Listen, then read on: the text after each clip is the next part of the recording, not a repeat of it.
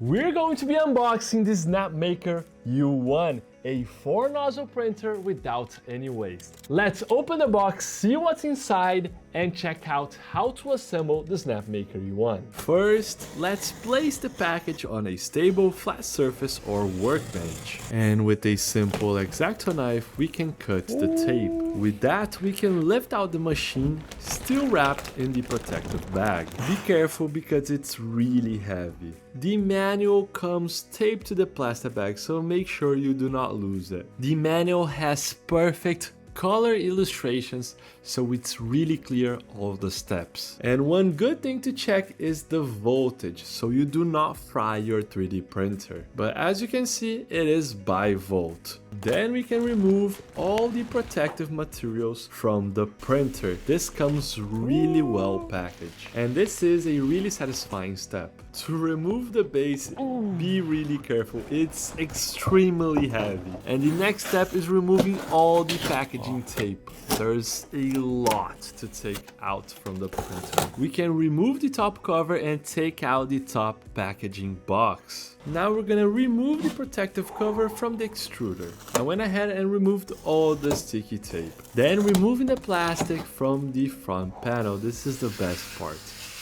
Then we can remove the bottom packaging box. Then remove the desiccant packet. Then this is what comes with the Snapmaker. 2 boxes and the 2 guides. So let's take a look what's inside these boxes. In this thinner one, we got lots of things. 2 PTFE, some screws. Right here we got a spatula, pliers, a wiping cloth. Over here we got some guiders for the PTFE tube. Fantastic, an extra nozzle, 0.4 millimeters, some extra nozzle cleaning pads, a little bit of thermal grease, this thing right here to clean up nozzles. There is 2 hex keys. Under the other box we got some poop trays, and we got the motor to feed in filament, the cables for the extruders, and the spool holders. All 4. Under the poop tray and motors we got the extruder.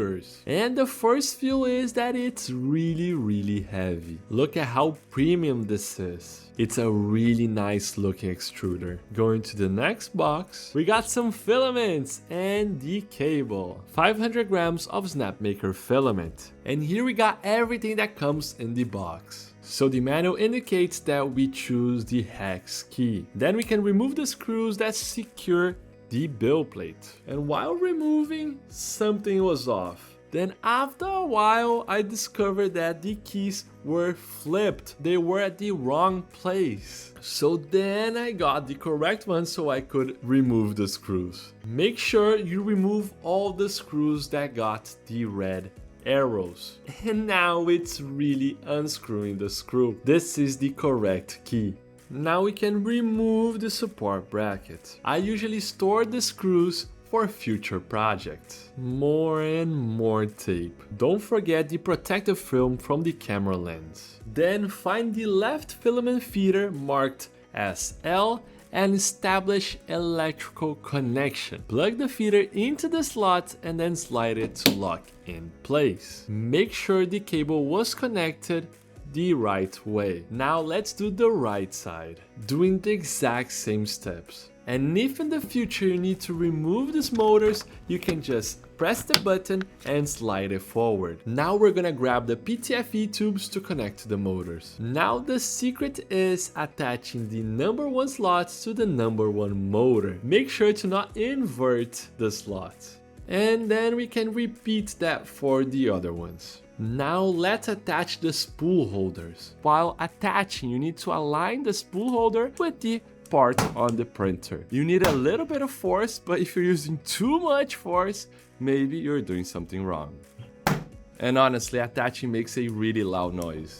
Now, according to the manual, we can just push the extruder forward to attach the poop collector. You just need to align each side and push it forward. So now we're going to check out the extruder. Be careful because there are different extruders, one with a cover and the other 3 without. We're going to start off by removing the protective peel, and now it's an important part. The extruder has a locking system. So if your extruder comes exactly like this, without any red bars, you need to pull this little metal so it's fully visible. So to attach it on the printer, we're just going to align this piece with the metal rod. So as you can see, we attached it perfect because the metal rod is inside the metal slot. And once attached, you can just slide it sideways. Sometimes you need to do a little bit of effort just to align it perfectly. The only difference to the other extruders is after attachment, the slide you're going to be sliding is going to be different than the other one. If it doesn't attach perfectly, you can just go back and make sure the red bars are visible. To make sure you did right after attached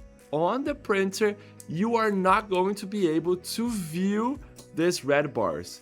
It needs to be hidden, so they're all open. Now we need to adjust the belt. We're going to get the biggest hex key, position the extruder in the center, and we're going to unscrew 2 turns. And we're going to do that for 2 screws. And after that, we're gonna hold the extruder and rotate it in the perimeter of the printer clockwise. After the 2 cycles, we're going to position it in the center. And then we're going to tie back in the screws. Giving a little bit of a spoiler, do not tighten this screw too much, or you're gonna have some problems. Now we're going to attach the PTFE tube guides. After you position the guider, you can just attach the cable, then afterwards just screw in the screws. Make sure it's the screws and with the big hex key. And now we just have to do for the other ones. And now attach the cable to the extruder right in front. And remember to put the screws in. Then we can install the PTFE tubes. And it's quite simple, you just need to plug in on each side. And to make things organized, we can just use the clips. So the cable holds on to the tube.